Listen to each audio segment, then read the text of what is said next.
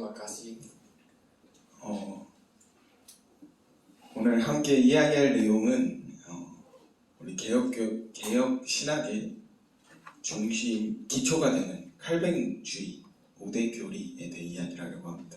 Jadi yang saya mau bicarakan hari ini itu adalah yang menjadi dasar gereja reformasi, yaitu Calvinisme, 5 doktrin Calvinisme.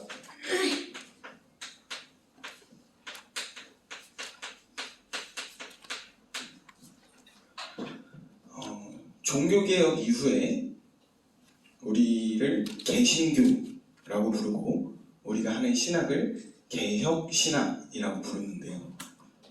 Jadi kan yang teologi yang kita sedang lakukan itu disebut sebagai teologi reformasi, gitu ya.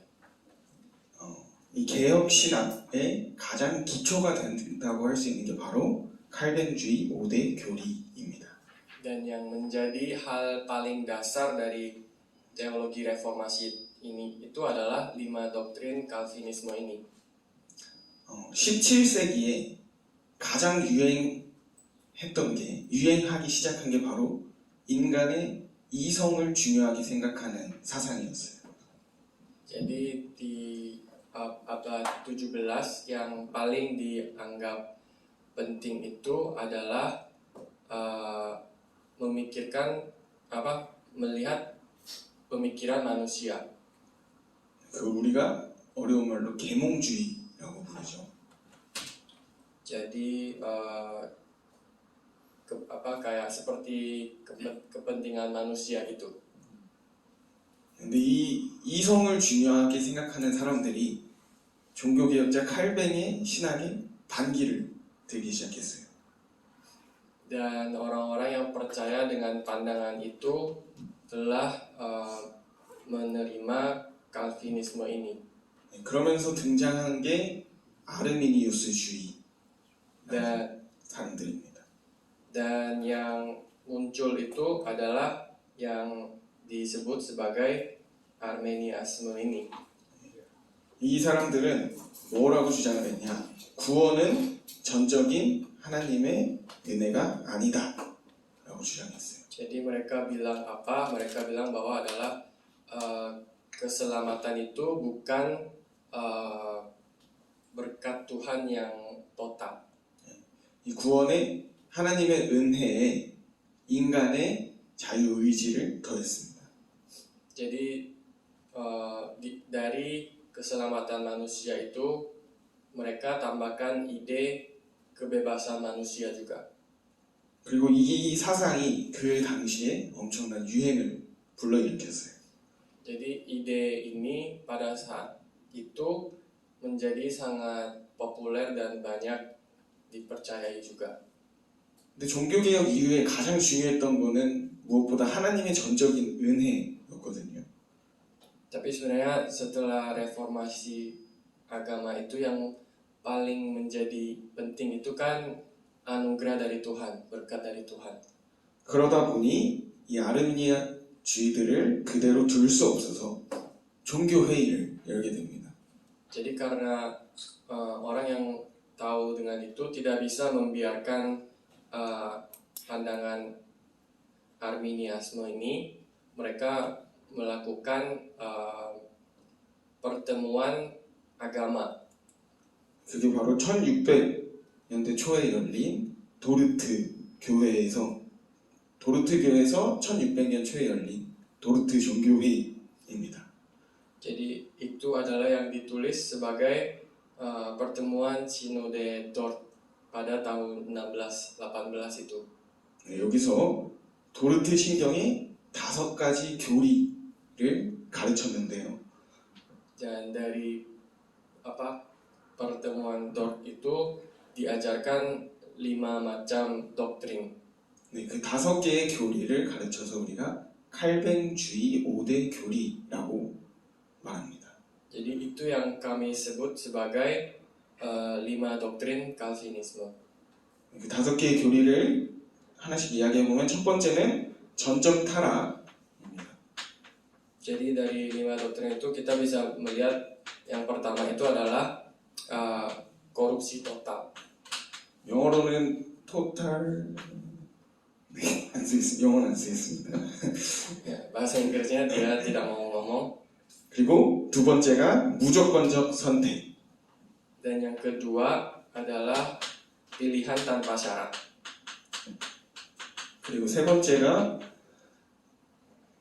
제한 속죄입니다. 제한 속죄. Yang ketiga adalah penebusan terbatas. 그리고 네 번째가 불가항력적 은혜. Dan yang keempat, rahmat yang tak tertahankan. 그리고 세 번째는 성도의 견인입니다. Dan yang berikutnya adalah ketekunan orang-orang kudus. 이거를 5개의 교리를 앞 글자만 다 땄더니 영어 튤립이라는 말이 나왔어요. Jadi huruf depan 5 doktrin ini kalau digabung menjadi tulip dalam bahasa Inggrisnya. 그래서 우리가 이거를 칼뱅주의 5대 교리라고 안 하고 쉽게 튤립이라고 부르죠.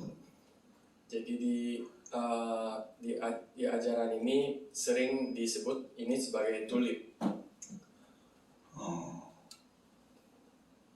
그래서 지금은 400년이 넘게 지났지만 이 칼뱅주의 5대 교리 튤립이 개혁교회, 개혁신학의 가장 기초가 되는 내용을 담고 있기 때문에 오늘 이 이야기를 함께 나눠보면 좋을 것 같습니다. Ya, jadi walaupun udah 500 tahun udah lewat, tapi sampai sekarang juga dalam gereja reformasi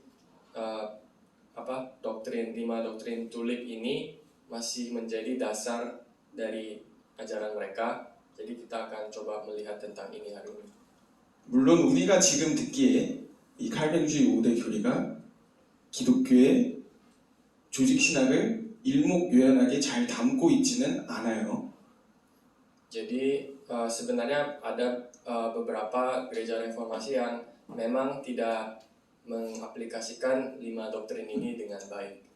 왜냐면은 좀 전에 이야기했듯이 아르미니안주의에 저항하기 위해 만들어진 내용이기 때문에 정확히 담고 있지는 않습니다. Karena seperti yang tadi saya sampaikan, ini kan terbuat untuk menentang Arminianisme ini. Jadi banyak juga yang tidak tahu dengan ajaran ini dengan jelas. 그리고 그동안 또 신학이 400년이라는 기간 동안 신학이 많이 발전했기 때문에 튤립 말고도 다양한 게 생겨났어요. Dan karena udah sekitar 400 tahun berlalu, jadi kan teologi juga sudah berubah-ubah dari antara waktu itu. Jadi selain tulip ini pun ada banyak macam yang lain juga. 그래서 이 튤립을 발전시켜서 로즈, 가스펠 이런 다양한 신학들이 등장을 했는데요.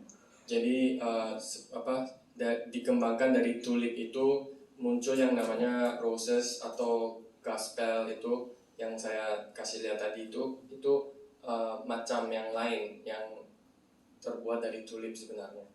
우리도 마찬가지로 이 튤립에 기초를 해서 이제 우리의 신학을 더 발전시키고 교회를 세워나가야 됩니다. Jadi kita juga mendasari dari tulip itu, kita harus mengembangkannya dan menjadikan itu dasar dan kita kembangkan secara pandangan dan yang menurut kita penting gitu.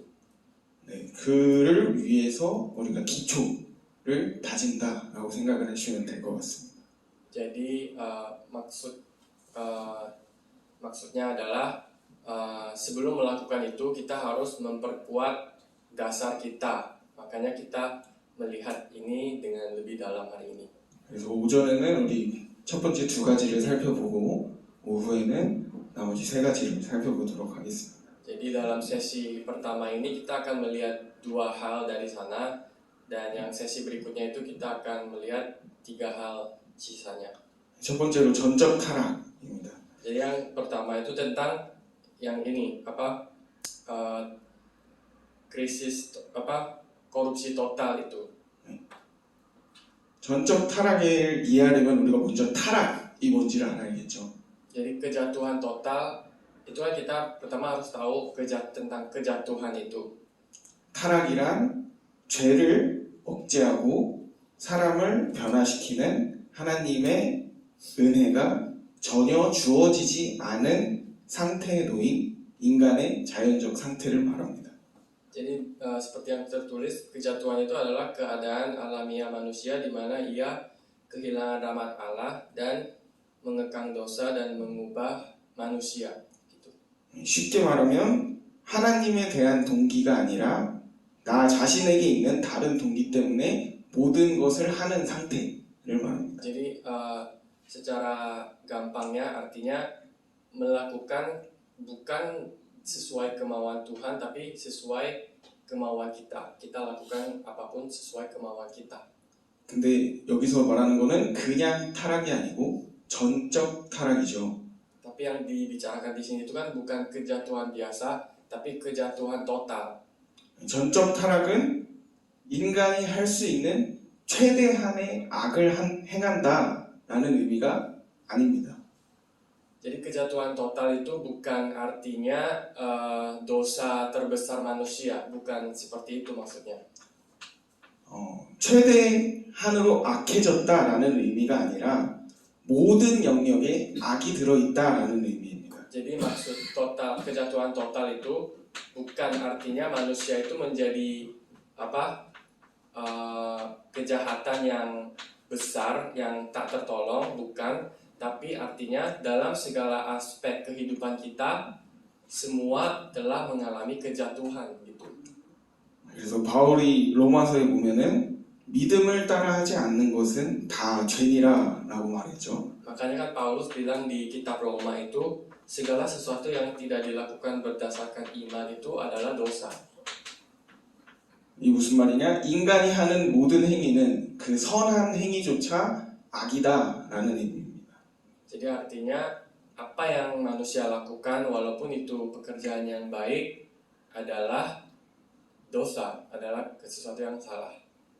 전적 타락은 인간의 행동이 다른 사람에게 해가 되거나 득이 되는 것을 판단하는 게 아니에요. Jadi kejatuhan total ini bukan dilakukan untuk mendengar opini manusia lain. 근본적으로 하나님과의 관계 속에서 타락했다라는 의미. Jadi maksudnya kejatuhan total ini hanya berhubungan dengan Tuhan aja, yaitu jatuh dari Tuhan.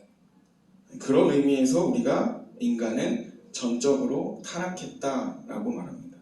Jadi itulah yang kita sebut sebagai kejatuhan total manusia. 그래서 이 전적 타락을 네 가지 부분으로 우리가 이해를 하는데요. Jadi kejatuhan total ini bisa terbagi menjadi 4 bagian.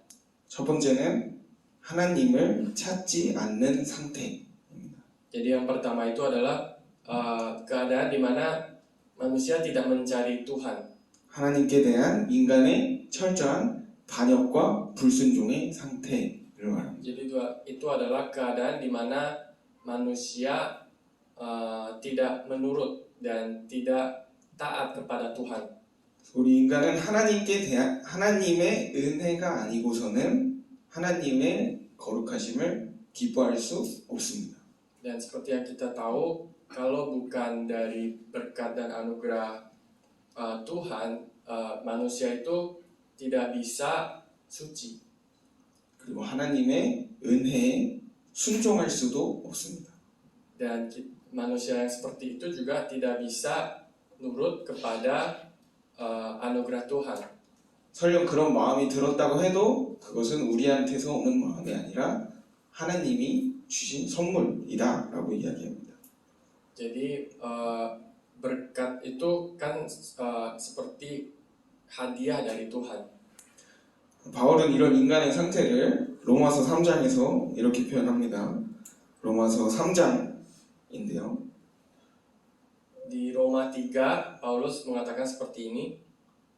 그러면 어떠하냐? 우리는 나으냐? 결코 아니라 유대인이나 헬라인이나 다 죄 아래 있다고 우리가 이미 선언하였느니라. 기록된 바 의인은 없나니 하나도 없으며 깨닫는 자도 없고 하나님을 찾는 자도 없고 라고 표현합니다. Jadi di Roma 3 ada ayat yang seperti itu yang menyatakan tentang tidak ada yang mencari Tuhan kayak gitu. 그리고 18절에서는 그들의 눈앞에 하나님을 두려워함이 없느니라 라고 이야기를 하고 Dan 있습니다. di Roma 18 juga mengatakan mereka tidak takut akan Tuhan seperti itu. 두 번째로 이 전적 타락이라는 것을 철저히 악할 수밖에 없는 인간의 모든 행위의 관점에서 이야기를 합니다. Jadi yang kedua berbicara tentang perlakuan manusia yang tidak menjadi jahat secara total. 이게 무슨 말이냐면은 대체로 우리는 착하죠. Jadi maksudnya apa? Sebenarnya kan kita itu orang yang baik. 우리 중 누구도 살인을 저지르지 않았고 박애주의에 따라 살아가고 있죠. Jadi dari kita semua mematuhi hukum dan aturan, dan kita semua tidak pernah membunuh orang atau apa-apa. 근데 전적 타락에 따르면 하나님과 단절된 상태에서의 그 착한 모습은 진정으로 선한 것이 아니다 라는 이야기입니다. Tapi dari kejatuhan total ini kan dikatakan bahwa walaupun kita mempunyai diri yang sebaik itu, namun kalau jatuh dari Tuhan itu tidak bisa dilihat sebagai sesuatu yang baik. 세 번째로 이 전적 타락을 하나님께 순종하고 선한 일을 행하는데 인간이 무능하다라고 이야기합니다.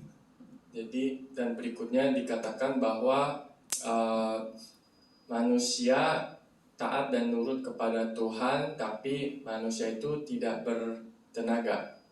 그래서 로마서 8장 7절에서 8절에 보면 육신의 생각은 하나님과 원수가 되나니 이는 하나님의 법에 굴복하지 아니할 뿐 아니라 할 수도 없음이라. 육신에 있는 자들은 하나님을 기쁘시게 할 수 없느니라 라고 이야기를 합니다. Dan ini barusan dibacakan tentang Roma 8, 7 sampai 8. 왜일까요? 왜 못할까요? 이것을 에베소서에서 이야기를 하고 있어요. 에베소서 2장 1절에 보면 그는 허물과 죄로 죽었던 너희를 살리셨도다 라고 말하고 있죠. Dan itu dijawab dari kitab Efesus 2:1 bahwa manusia itu seperti itu. 에베소서에 따르면 우리는 죽은 자입니다. 죽은 자. Jadi maksudnya menurut Efesus, manusia itu adalah orang yang mati. 하나님과 어떠한 영적인 교감도 할 수 없는 죽은 존재, 무능한 존재다 라고 이야기를 하고 있는 거죠. Jadi maksudnya manusia itu adalah makhluk yang sudah mati dan yang sudah tidak bisa terhubung dengan Tuhan. 네 번째로 이 전적 타락은 영원한 형벌을 받아 마땅한 우리의 반역과 불순종을 나타내고 있습니다. Dan yang keempat, pemberontakan dan ketidaktaatan kita itu patut mendapatkan hukuman yang kekal. 성경에서는 하나님을 공의로우신 분이라고 가르치죠. Jadi kan di Alkitab diajarkan bahwa Tuhan itu Tuhan yang adil dan baik. 그것에 따르면 타락한 인간은 반드시 죄의 값을 치러야 되죠. Jadi kalau menurut itu manusia yang mengalami kejatuhan, mereka harus membayar dosanya itu. 즉 전적으로 타락한 인간은 영원한 형벌을 받아야 된다라는 이야기를 하고 있는 겁니다. Artinya manusia yang mengalami kejatuhan, mereka harus menerima hukuman yang kekal. 요약하면은 전적 타락의 의미는 우리가 모든 면에서 하나님께 철저히 불순종했고 하나님과 단절되어 있다라는 것을 이야기합니다. Jadi kejatuhan total itu artinya secara keseluruhan kita itu tidak taat kepada Tuhan dan secara keseluruhan kita itu berdosa kepada Tuhan. 그렇기 때문에 그 가운데서 우리가 행한 모든 일은 다 죄악된 것이고 Makanya apapun yang kita lakukan dalam keadaan itu semuanya menjadi tidak benar, tidak dibenarkan. 그리고 우리는 하나님께 순종할 능력도 없고 우리를 변화시킬 능력도 없다 라는 이야기입니다. Dan kita itu juga tidak ada kemampuan untuk percaya dan taat kepada Tuhan karena kita sudah ada di dalam keadaan kejatuhan total itu. 우리가 이 개혁교회 신학을 해나가면서 가장 먼저 인정해야 될 것이 바로 이 전적 타락입니다. Jadi dalam teologi gereja reformasi yang kita pegang sebagai dasar ini, yang menjadi paling mendasar itu adalah kejatuhan total ini. 그래서 이 나머지 네 개의 교리도 이 전적 타락을 전제하고 다 진행이 됩니다. Jadi sisa 4 doktrin yang kita akan bicarakan itu juga semua berhubungan dari kejatuhan total yang tadi itu. 그래서 두 번째 불가항력적 은혜를 살펴보면요. Jadi yang kedua kita bisa melihat tentang anugerah yang tak bisa ditolak. 예수님을 믿는 사람이라면 대부분 이런 거부할 수 없는 은혜의 경험이 있어요. Jadi orang yang percaya dengan Yesus pasti sudah pernah alami di mana kita menerima anugerah yang tidak bisa ditolak. 우리는 이걸 직감적으로 본능적으로 다 알고 있습니다. Dan tentang ini kita itu semua tahu secara insting dan secara perasaan kita sering mendapatkan anugerah yang seperti itu. 예를 들어서 심판 때 예수님께서 이렇게 묻는다고 생각을 해보세요. Contohnya pada saat pengadilan, coba kita bayangin Yesus berkata seperti ini kepada kita. 예수님께서 네 친구들은 다 복음을 듣고도 안 믿었는데 너는 왜 복음을 듣고 믿었냐? 이렇게 질문하면 뭐라고 답하실 건가요? Jadi kalau Yesus bertanya, teman-teman kamu semua mendengarkan Injil tapi tidak percaya, tapi kenapa kalau kamu itu mendengarkan Injil dan percaya? Kalau gitu kita mau jawab apa kepada Yesus? 제가 그 친구들보다 지혜롭기 때문입니다. Apakah kita akan jawab karena saya lebih cerdas daripada teman-teman saya itu? 제가 상황 판단 능력이 더 좋기 때문입니다. Atau apakah kita mau jawab karena saya bisa lebih membedakan apa yang benar dan apa yang salah? 제가 영적으로 더 민감하기 때문입니다. Atau apakah kita akan jawab karena saya lebih sensitif secara rohani? 이런 식으로 대답할 분이 여기 있으신가요? Jadi dari antara kita ini apakah ada yang mau jawab seperti itu? 오히려 바울처럼 내가 나된 것은 하나님의 은혜입니다 라고 답하겠죠. Mungkin kita tidak akan seperti itu, tapi akan jawab seperti Paulus, di mana ia mengatakan kemanapun saya berada, itu adalah anugerah. 이처럼 우리는 내가 하나님을 믿게 된 결정적인 원인이 하나님의 은혜인 것을 직관적으로, 본능적으로 다 알고 있습니다. Jadi kita akan tahu secara insting dan secara perasaan bahwa kenapa kita percaya kepada Yesus itu karena anugerah dan berkat Tuhan. 이게 바로 불가항력적 은혜의 의미입니다. Ini artinya yang kita lihat anugerah yang tak bisa ditolak. 우리가 하나님의 은혜에 저항하지 못한다라는 의미가 아니에요. Jadi bukan artinya kita nggak bisa tolak anugerah dari Tuhan. 오히려 우리는 늘 하나님의 은혜에 저항합니다. 변함없이 저항하고 또 저항하고 계속 저항합니다. Justru kita selalu menolak anugerah dari Tuhan gitu loh kalau kita coba pikir-pikir. 하지만 하나님께서 원하시면 그 모든 저항을 극복해내시고 결국 그분의 은혜를 거부할 수 없게 만든다라는 의미입니다. Tapi artinya walaupun kita tolak-tolak seperti itu, kalau Tuhan yang berkehendak, apa yang kita tolak juga akan menjadi tak bisa ditolak gitu. Kalau itu kehendak Tuhan. 이 내용을 정말 잘 담고 있는 성경이 욥기죠. Jadi tentang ini yang paling terdapat penjelasan paling akurat itu di kitab Ayub. 이 욥기를 간단히 설명을 하면은 욥은 의인이었는데 재앙을 당합니다. Jadi kalau bicara tentang Ayub sebentar, Ayub itu kan orang yang benar, tapi dia mendapatkan pengadilan kayak kebinasaan. 그래서 그 재앙을 이해하려고 끊임없이 노력을 하죠. Jadi untuk mengerti kenapa dia seperti itu, ia berusaha semampu mungkin. 그 이해하기 위한 노력이 37장에 이르기까지 많은 내용이 담겨 있습니다. Jadi usahanya Ayub itu tercatat sampai 37 pasal di kitab Ayub itu. 근데 이해 못하고 결국 38장에 이르러서 하나님이 등장하죠. Tapi pada akhirnya dia tidak bisa mengerti sampai akhir pun, dan pada ayat 38 pasal 38 akhirnya Tuhan yang muncul sendiri. 그래서 그 하나님이 자기 자신의 절대 주권을 38장부터 보여주십니다.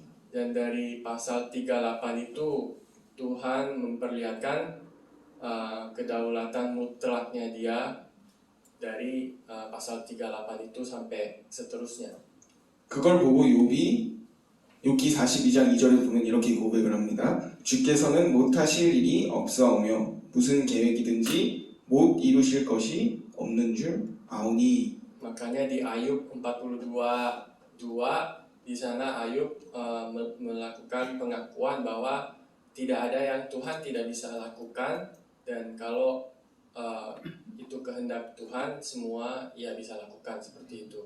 그리고 그 말씀 42장 5절에 보면 내가 주께 대하여 귀로 듣기만 하였사오나 이제는 눈으로 주를 배웠나이다 라고 고백을 합니다. Dan di ayat 5 dia bilang selama ini dia percaya dengan telinga saja, dengan mendengar, tapi karena sekarang dia sudah melihat dengan mata dia akan percaya secara nyata seperti itu. 거부할 수 없는 하나님의 은혜를 표현하고 있는 거죠. Jadi di sana bermakna bahwa anugerah Tuhan yang tidak bisa ditolak. 우리는 이런 질문이 생길 수 있습니다. 성령이 우리를 이끄셔야죠.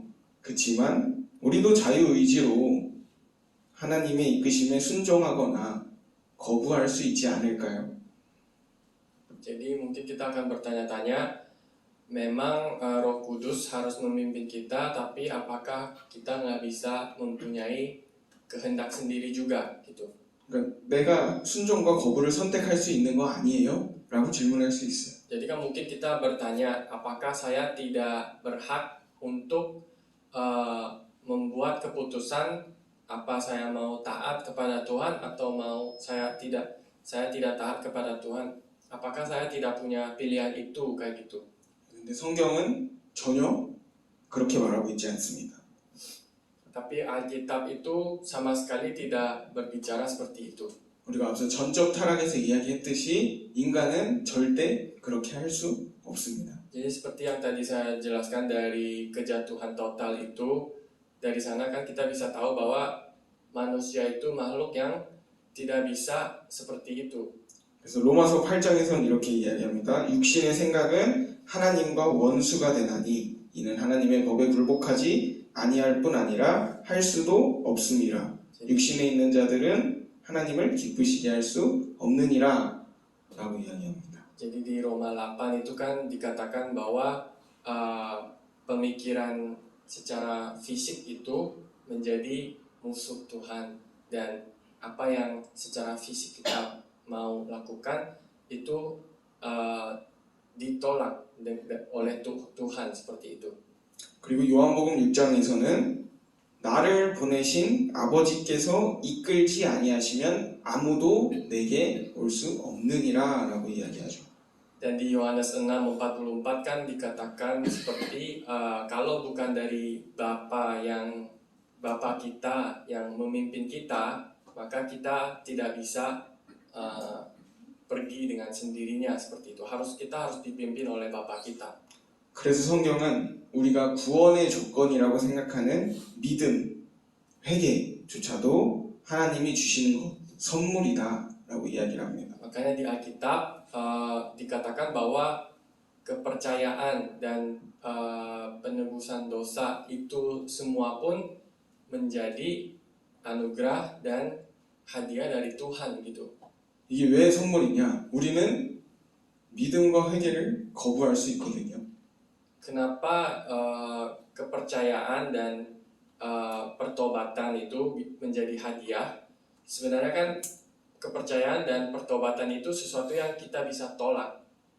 어떤 목사님이 오셔서 예수 믿고 구원받으세요, 회개하고 구원받으세요 라고 이야기했을 때 우리는 싫어요 라고 말할 수 있잖아요. Jadi contohnya kalau misalnya ada satu pendeta datang dan berkata bahwa bertobatlah dan dapatkanlah keselamatan seperti itu, tapi kan orang itu berhak untuk bilang tidak mau, saya tidak mau kayak gitu.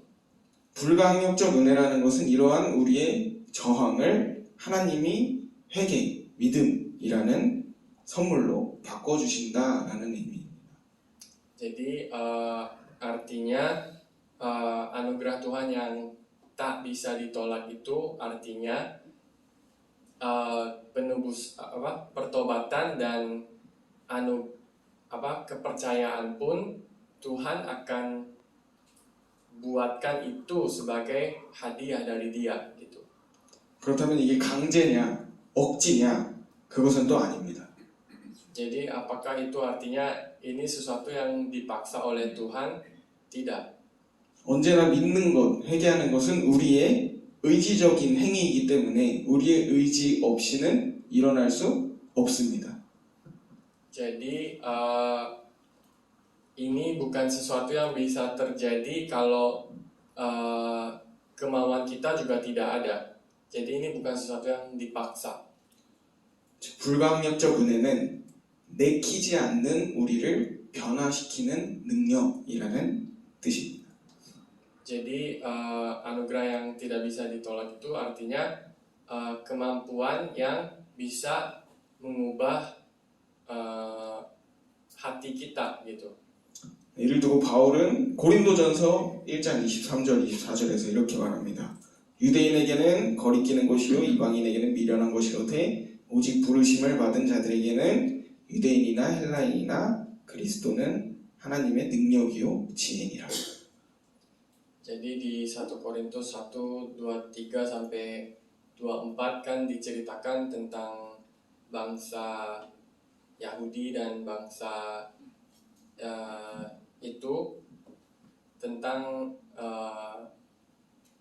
ini bangsa itu. 하나님의 부르심, 이 불가항력적 은혜는 우리의 무지함을 이기고 우리가 십자가의 지혜와 능력을 볼 수 있는 눈을 열어주는 것입니다. Jadi artinya mata kita untuk melihat kemampuan salib itu dibukakan oleh Tuhan. 그리고 그게 우리에게 저항할 수 없는 열망이 돼서 나타난다, 믿음으로. 그게 불가항력적 은혜다라는 내용입니다. Dan itu akan menjadi perasaan yang tidak tanpa kita sadari muncul di dalam hati kita sehingga itu menjadi anugerah yang tidak dapat ditolak. 대표적인 예가 우리 사도행전 16장에 나오는 루디아입니다. Contoh paling yang mewakili itu adalah tentang Lydia di Kisah Para Rasul 16. 이 루디아라는 사람이 바울을 따르게 되는데 어떻게 따르게 되냐? 주께서 그 마음을 열어 바울을 따르게 됩니다. Jadi Lydia itu kan akan mengikuti Paulus, tapi bagaimana dia bisa mengikuti Paulus? Yaitu dengan cara Tuhan membukakan hatinya Lydia gitu kan. 이런 마음을 열어주시는 것이 바로 우리가 말하는 불가항력적 은혜입니다.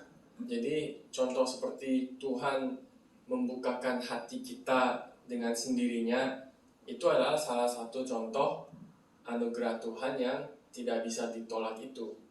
구원에서도 마찬가지예요. 우리가 요한복음 1장 12절 말씀을 아주 잘 알고 있죠. Jadi dalam keselamatan juga sama. Di Yohanes 1 juga kita bisa tahu bahwa 영접하는 자, 곧 그 이름을 믿는 자들에게는 하나님의 자녀가 되는 권세를 주셨으니 라는 말씀이죠. jadi yang tentang siapa yang percaya dan menerima kepada nama itu, dia akan diberikan kuasa untuk diselamatkan yang itu. 우리가 믿음을 강조하다 보니까 이 12절만 집중해서 자꾸 보게 되는데 중요한 것은 그 다음 절인 13절입니다. Jadi karena kita fokus kepada keselamatan aja, kita kan selalu melihat Yohanes 1:12 aja. Tapi yang sebenarnya yang lebih penting itu ada di 13-nya. 13절에 무슨 말씀이 있냐? 이는 혈통으로나 육정으로나 사람의 뜻으로 나지 아니하고 오직 하나님께로부터 난 자들이라 라고 쓰고 있습니다. Di ayat 13 itu kan diceritakan tentang ini tidak bisa terjadi sesuai kehendak manusia, tapi terjadi oleh karena Tuhan gitu kan. Tuhan yang buat itu terjadi gitu. 우리가 믿어서 구원받았다라고 하는데 그게 어디로부터 왔냐? 하나님께로부터 온 거다라는 것을 이야기하고 있는 거죠. Jadi kan dikatakan kita itu percaya, kita itu menerima karena kita percaya. Tapi rasa percaya itu datang dari mana? Datangnya dari Tuhan gitu. 우리가 지금 두 가지를 함께 살펴봤는데 Jadi kita sudah melihat tentang dua poin ini. 전적인 타락 그리고 그로 인해 구원받을 수 없는 상태에 놓인 인간을 불가항력적 은혜로 구원하셨다라는 게 지금 칼뱅주의에서 이야기하고 있는 내용입니다. Jadi walaupun kita telah mengalami kejatuhan total, tapi oleh karena kasih Tuhan itu kita telah menerima yang namanya anugerah yang tidak bisa ditolak, seperti itu. 우리 개혁신학에서 말하는 구원의 가장 기초가 되는 내용이 바로 이 전적 타락과 불가항력적 은혜입니다. Jadi dalam teologi reformasi, dalam doktrin Calvinisme itu, ini yang menjadi hal yang paling dasar. 이 두 가지 내용을 전제로 오후에는 우리 제한 속죄 그리고 무조건적 선택 그리고 성도의 견인이라는 세 가지 내용을 함께 살펴보면 좋겠습니다. Jadi dalam sesi berikutnya kita akan melihat 3 pandangan lagi, 3 poin lagi yang kita akan lanjutkan nanti untuk menyelesaikan kelima doktrin ini. 기도하고 마치겠습니다. Mari kita mengakhiri dengan berdoa. 하나님 감사합니다. Tuhan terima kasih. 우리 지혜와 능력 더하시고 Tolonglah berikan kami kecerdasan dan kemampuan. 하나님의 말씀을 더 깊이 있게 이해할 수 있도록 인도해 주시옵소서. Tolonglah pimpin kami agar kami bisa mengerti kepada firman Tuhan ini secara lebih dalam. 그래서 교회를 바로 세워나가고 하나님의 나라를 굳건히 세워나갈 수 있도록 우리를 인도하여 주시옵소서. Agar kami bisa membangun gereja dengan lebih baik dan bisa menyebarkan kerajaan Tuhan dengan lebih luas. 감사드리며 예수 그리스도 이름으로 기도드립니다. Kami bersyukur dan di dalam nama Yesus Kristus kami berdoa. 아멘.